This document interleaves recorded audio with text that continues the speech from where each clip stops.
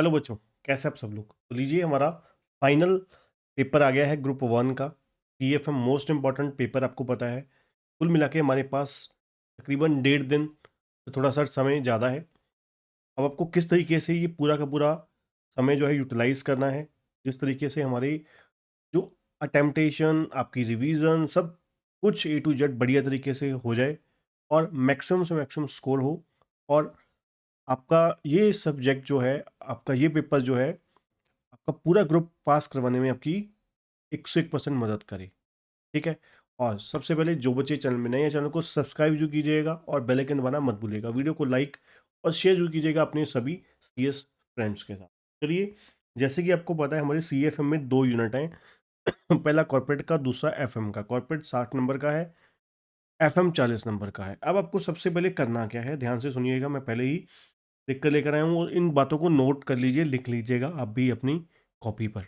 ठीक है, नोट्स पर, बुक बुक पर, जहाँ पर आप तैयारी कर रहे हैं। सबसे पहले आप लोगों को वो चैप्टर करने हैं जो क्या है, छोटे छोटे चैप्टर हैं और बहुत ही आसान है, जो फटाफट दनादन हो जाते हैं। कोई उनमें टेक्निकल पॉइंट नहीं होते। जैसे कि एग्जांपल के तौर पर अगर मैं कॉर्पोरेट की बात करूं, कॉर्पोरेट में आपको पता है बोनस एंड राइट शेयर, कोई उसमें टेक्निकलिटी नहीं है, बिल्कुल ईजी चैप्टर है। दूसरा, under writing of shares and debenture हो गया। तीसरा, ईसॉप्स हो गया आपका। ठीक है, ये 3 चैप्टर जो हैं वो बिल्कुल आसान है, किसी तरीके से कोई प्रॉब्लम नहीं आती। चौथा, आप रेशो भी ले सकते हैं। रेशो में भी आपको पता है सिर्फ फॉर्मुलेशन आपको करनी होती है। ठीक है, और कुछ भी नहीं है। फॉर्मुलेशन अगर आपको आती है, सम्स ऑटोमेटिकली आपके सॉल्व हो जाएंगे। अब उसके साथ साथ FM की अगर हम बात करें, जो बहुत ही छोटे, बहुत ही आसान चैप्टर हैं, जैसे कि सबसे पहले नंबर पे हो गया आपका लीवरेज। ठीक है। डिविडेंड पॉलिसी 6वें नंबर पे। ठीक है, डिविडेंड पॉलिसी हो गया। उसके बाद आपका इन्वेंट्री मैनेजमेंट हो गया। ये 7 चैप्टर ऐसे हैं जो बिल्कुल इजी हैं, और most of the case institute 5-5 number के क्वेश्चन सभी में डाल देती है।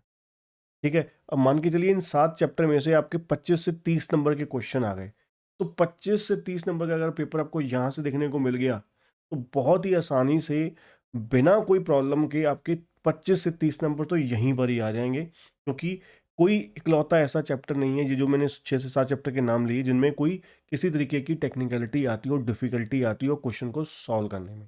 ठीक है।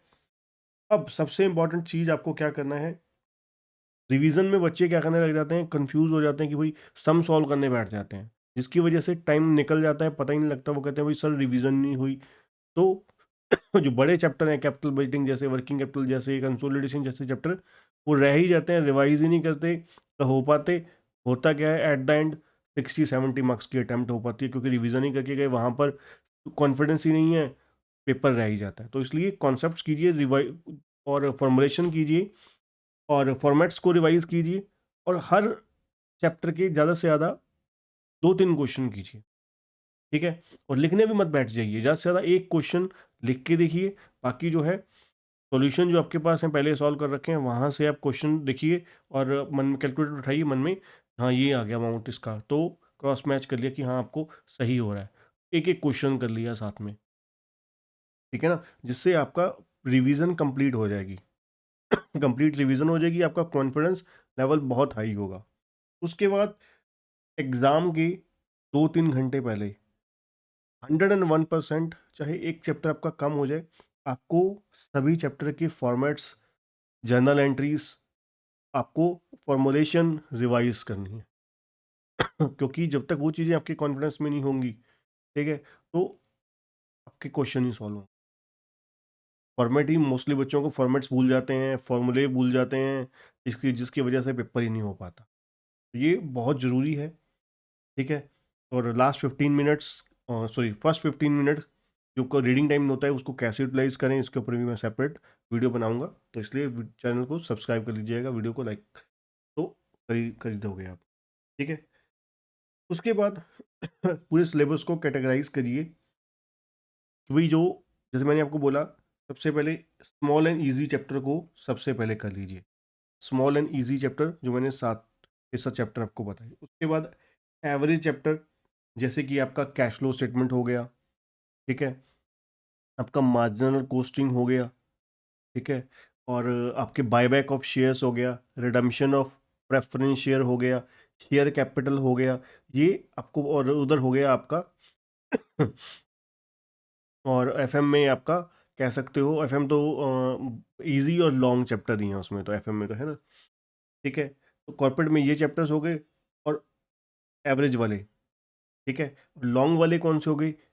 कंसोलिडेशन हो गया, डिबेंचर हो गया आपका।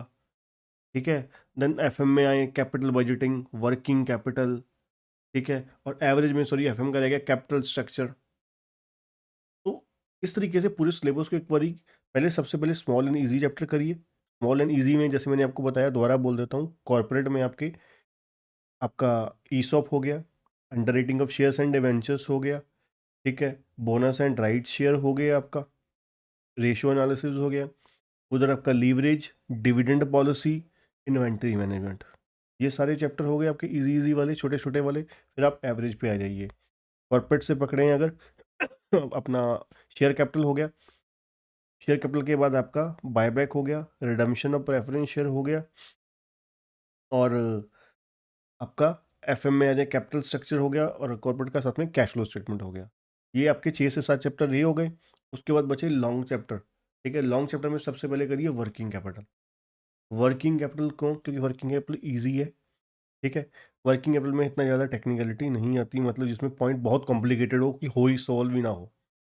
ठीक है, ऐसा कभी भी नहीं होता वर्किंग कैपिटल में। ठीक है, और फिर उसके बाद वर्किंग कैपिटल के बाद कीजिए consolidation, and then capital budgeting. ठीक है, कोशिश कीजिएगा ज़्यादा से ज़्यादा आपके प्रैक्टिकल पोर्शन कवर करें। ठीक है, पेपर में 101% आपकी कोशिश होनी चाहिए कि आप प्रैक्टिकल पे फोकस करें रैदर देन थ्योरी पे। बच्चा ये सोचता है कि भाई प्रैक्टिकल एक गलती हुई तो सारा ही गलत हो जाएगा, ऐसा कुछ नहीं होता। ठीक है, कि एक गलती, अगर एक मिस्टेक होगी तो एक मिस्टेक के मार्क्स मिलेंगे ना, कटेंगे ना, ऐसा तो है नहीं क्योंकि बहुत सारे प्रैक्टिकल ऐसे होते हैं जिसमें एक गलती की वजह से वो आगे सभी को जो वैल्यूज़ हैं वो सारी गलत हो जाती हैं। पर ऐसा कुछ नहीं होता कि आपको एक गलती की वजह से पूरा 5 नंबर का क्वेश्चन गलत हो गया, 0 आ गए आपके मार्क्स। ठीक है, और ऐसा नहीं होता। आपको अगर मार्क्स उस पॉइंट के मिल रहे हैं तो कटेंगे भी तो उसी पॉइंट के ही ना, अगर गलत की है तो आपने। तो ये बेफिक्र होके थ्योरी की तरफ, क्योंकि मोस्टली बच्चा थ्योरी की तरफ ज़्यादा पॉजिटिव होता है कि भाई थ्योरी करेंगे तो वो एटलीस्ट 5 में से चलो 1, 1.5, 2 नंबर, 3 नंबर, 2, 2.5 नंबर तो मिल ही जाएंगे। ऐसा नहीं होता, इसमें जितनी मर्जी बढ़िया थ्योरी करो आप, मसा 1.5, 2 नंबर ही मैक्सिमम, 1, 1.5 नंबर, 2 नंबर मैक्सिमम मिलने हैं आपको, बस जितनी अच्छी से अच्छी कर लें तब। ये कोशिश प्रैक्टिकल में ही, अगर फुल बटा फुल चाहते हो तो आपका 100% फोकस प्रैक्टिकल पे होना चाहिए। ठीक है, ऑल दी बेस्ट बच्चों। तो मिलते हैं नेक्स्ट वीडियो में। Thank you.